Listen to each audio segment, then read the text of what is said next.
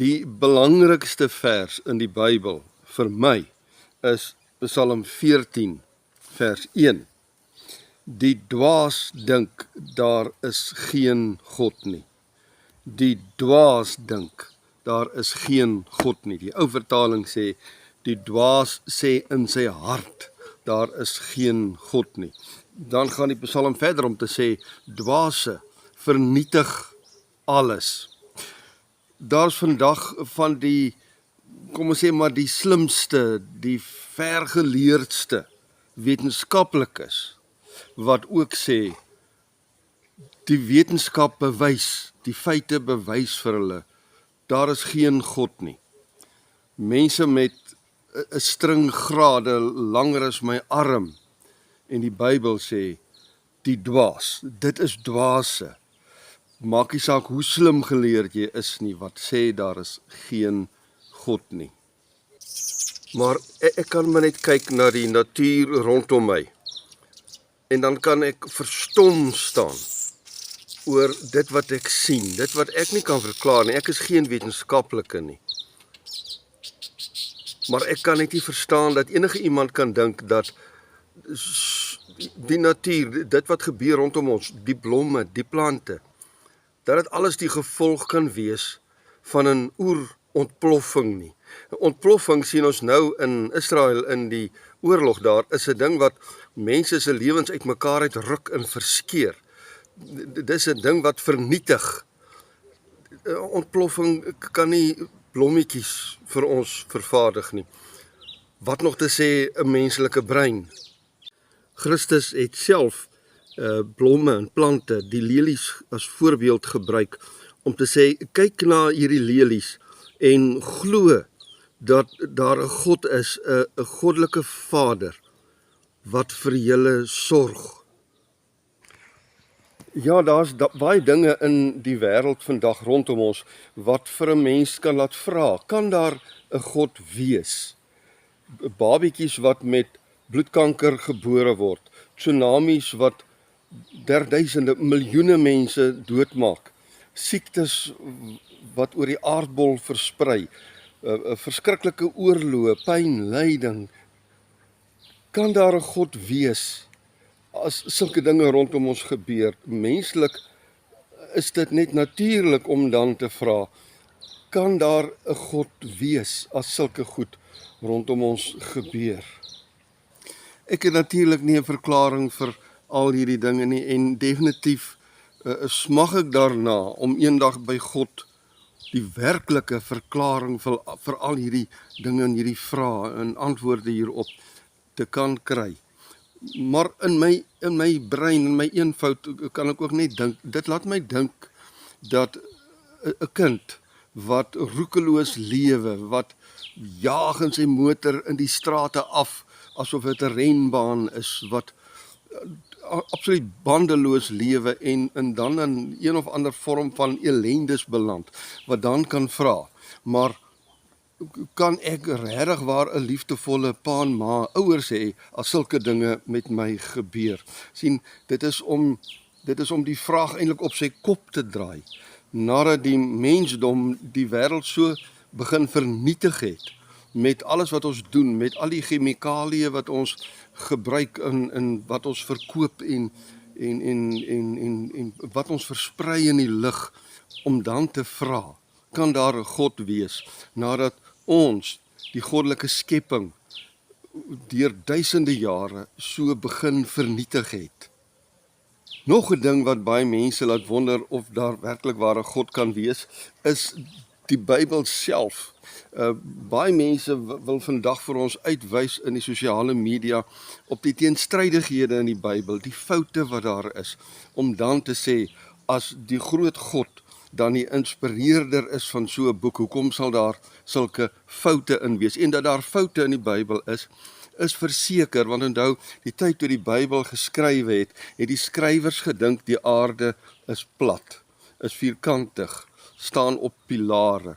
Die skrywers het vasgeglo dat 'n siekte, 'n velsiekte soos melaatsheid, aansteeklik is. En sekere wette wat in die Ou Testament vir ons geskrywe is, wil juist hierdie aansteeklike velsiektes of oënskynlik aansteeklike velsiektes bestry. En is daar 'n magdom wette in die Bybel geskryf, nie net oor velsiektes nie, maar oor 'n klomp goed wat die mense van daai tyd nie verstaan het nie. Hulle het nie toe bloedtoetse kon doen nie, hulle kon nie ekstraalplate neem nie.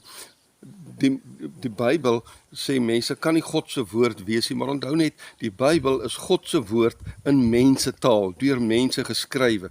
Daar moes dus ook menslike elemente en dinge in die Bybel gekom het, en dan het ons nog vertaling op vertaling op vertaling oor die eeue, waar die menslike hand verse kom byskrywe het, kom wegneem het, waar kerklike vergaderings besluit het, watter Bybelboeke moet in die Bybel toegelaat word, watter nie, waar vertalings gebeur het, dat sekere terme in die Bybel ingeskryf is, wat nooit daar gestaan het nie. Ek gaan nie nou daarop ingaan nie, want dit gaan miskien 'n heel nuwe polemiek maak. Maar ja, as 'n mens verby daardie feit kan kom, dat hierdie boek nie goddelik uit die hemel geval het en vir ons gegee is nie, maar dat mense dit geskrywe het, met hulle eie menslike verstand ook, maar dat hulle, dit is eintlik 'n boek oor God, mense se ervarings van God, wat God hulle in hulle hart gedrywe het om neer te skrywe. Die Bybel bly nog steeds vir ons rigsnoer, maar omdat daar dan sulke teenstrydighede is, sulke foute in die Bybel is, wil mense sê daar kan nie 'n God wees nie, maar God is baie groter as die Bybel. Mense het partykeer meer respek vir die Bybel as wat hulle vir God self het. Die Bybel mag nie gelaat val word nie. Ag, mense het soms baie meer respek vir die Bybel as vir God, en dit veroorsaak dat die sogenaamde wetenskaplikes kan begin sê, kyk, as julle so met hierdie boek aangaan, daar kan nie 'n God wees nie. In Handelinge 17 lees ons van Paulus se preek in Athene, waar hy vir die Grieke die woord van die Here bring. En tussen al daai godsbeelde, beelde van afgode wat daar staan, kry hy ook 'n beeld wat aan die onbekende God toegewy word, die onbekende God. En Paulus gebruik hierdie geleentheid om vir hulle te sê, hierdie onbekende God is die God wat ek en julle kom verkondig. Onbekende God, dis vir my bewys dat julle in julle harte weet, daar moet 'n God wees, die ware God is daar, en ons wil hom graag aanbid. En Paulus sê, daardie God bly nie in tempels nie, hy bly nie in groot kathedrale nie, hy bly nie in massa kerke waar daar mega kerke is, waar daar duisende kan sit nie. God bly nie daar nie. God wil elke dag van jou lewe, elke sekonde van jou lewe, in jou lewe wees. Jy wil die tempel van God wees. Maar in elk geval, dan gaan hy verder in Handelinge 17, daar by vers 27, sê hy, God het ons gemaak om hom te soek. Al sou ons ook moet rondtas om hom te vind. Rondtas om hom te vind. Hy's nie sommer net soos 'n boom wat daar staan, en dit is God, soos 'n maan wat daar skyn, en dit is God nie.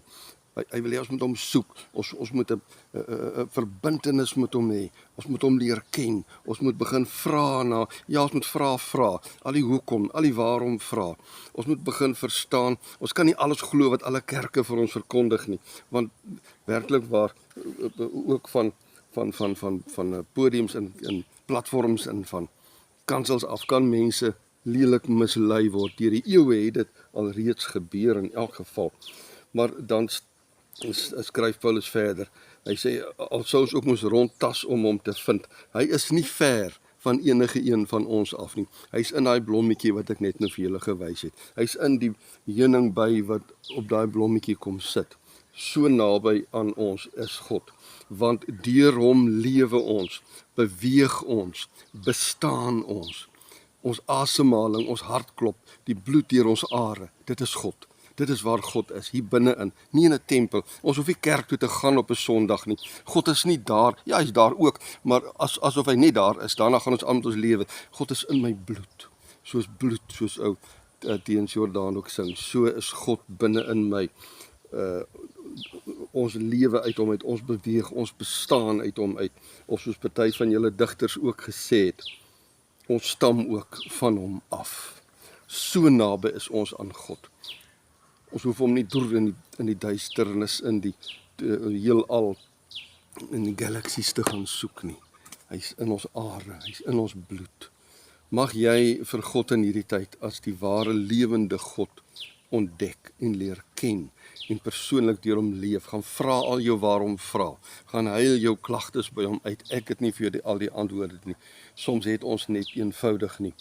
Maar die Bybel sê, die dwaas sê, daar is geen God nie. Die dwaas, maak nie saak hoeveel grade jy het nie. As jy sê daar is geen God nie, is jy 'n dwaas.